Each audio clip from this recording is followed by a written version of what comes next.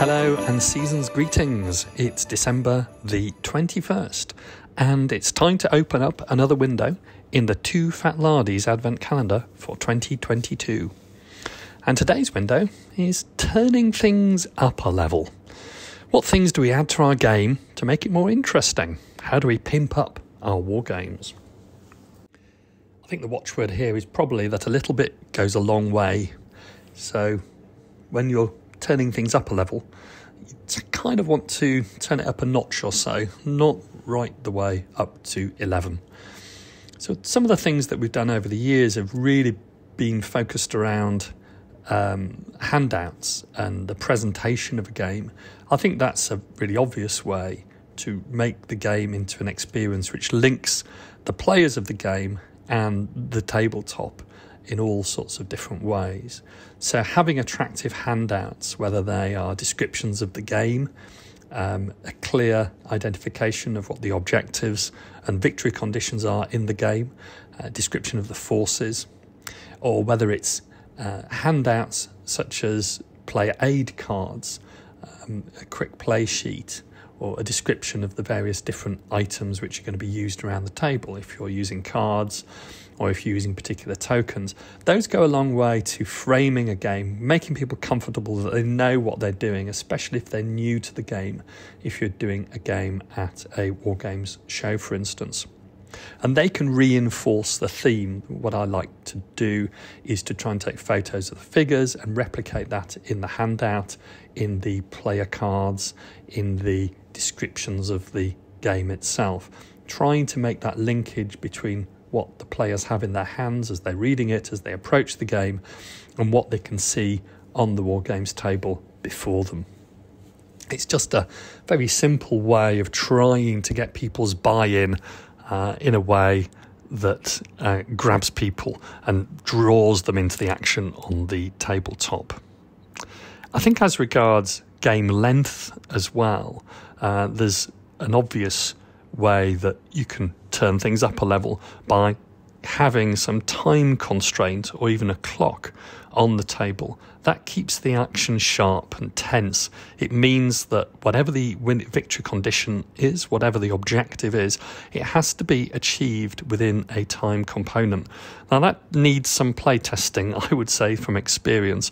You need to set a number of moves or the actual time on a clock carefully, so it isn't too short a game, but also the game doesn't linger if the turns of the game are taking a long time. But I think if you get it right, and it only takes a couple of play tests to get to the general idea, having that ticking clock on the table, whether it's the actual time or the game time, really does help to focus and concentrate people's minds. In some ways, it's a reminder that the players only have a certain amount of time to hold out or achieve their objective, depending on which side it is. But it's a really nice way of keeping the pressure up. And you can see the same sort of thing in any heist movie. There's always a clock that the villains have to adhere to in getting away from the robbery site before the cops arrive. And it's a similar sort of idea in a war game. And it's got historical parallels as well. There's plenty of circumstances where relief forces needed to arrive by a certain time, whether it was at Rorke's Drift or Gettysburg or Arnhem. It's a really simple way of pimping things up on the table. Of a similar flavour, I think having late arrivals to the game in the forces being used always adds something, and it's a really good mechanism for an umpire or games master to be able to control the flow of a game. Both sides may know that some relief forces or reinforcements will be arriving at an approximate time on the tabletop, but they may not know precisely, and that allows the umpire to be able to look at the game and balance it out and make a slight adjustment. Not a huge adjustment, but just a slight one, just to keep the game moving, keep the flow and the tension at the right point. And that's one of the skills of umpiring, I think, that is probably one of the things that has to be tried out a few times to get it quite right, but using reinforcements to keep the pressure up in a game, I think, is a really viable way of creating an exciting game, or helping to keep that excitement at a good level in any scenario. Then there's also the possibility of setting interesting objectives as victory conditions. I think that there's lots we can learn from different games in that regard.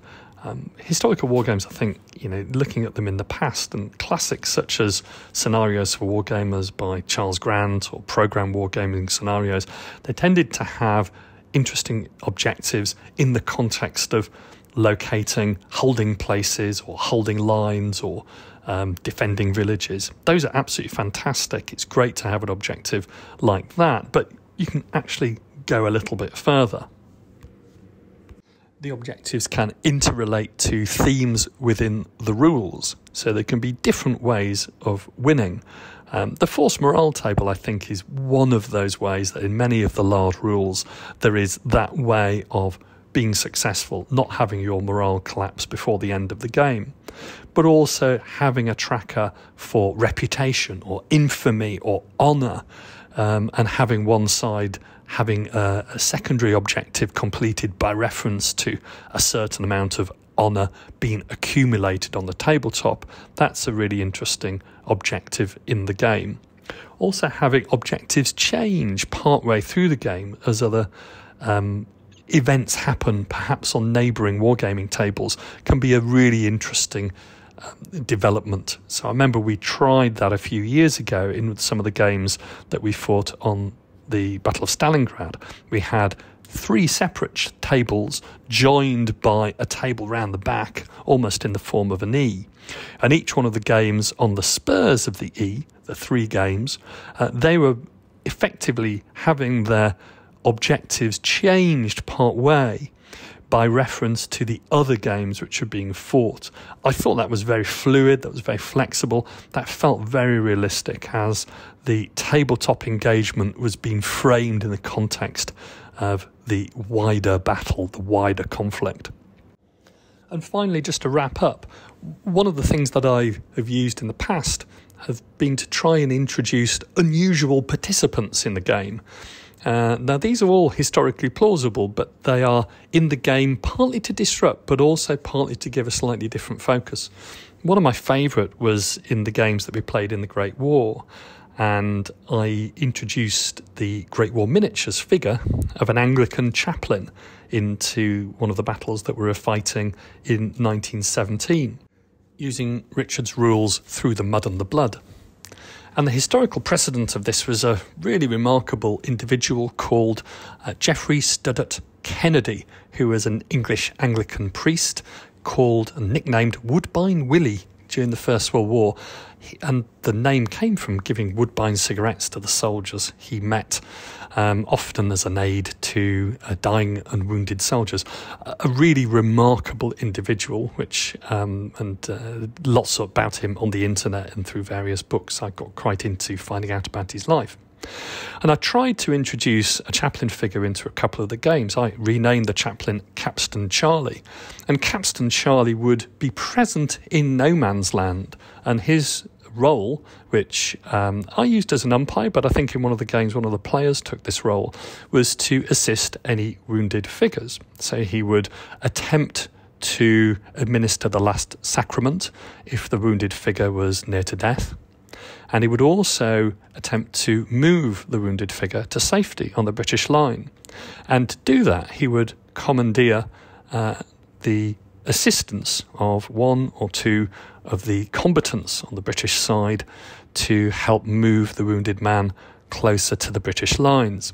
So it's a slight inconvenience to the British players to have Capstan Charlie, who I gave the rank of captain, to moving wounded figures back to the British line. So a historical precedent, but also something which just throws a little bit of friction into the British battle plan that a couple of those figures, which they were going to use in a section, were going to be commandeered by the chaplain. And I think it also, as a game device, worked because the players really enjoyed seeing the chaplain going about his work, and there was a resonance and a connection with the heroic actions of the ministers of religion on all sides, in all combats, going about that activity. So it was serving a dual role within the war game, which I thought was just perfect for a First World War battle. So unusual participants, introducing them into a war game, it's only a small thing, but it can go a very long way. So I hope that's been useful. Those are just a few of the various things we've done over the years. So turning it up and pimping out your game doesn't need turning up to 11. It's just that extra little notch to make what should already be a great game into a truly memorable experience.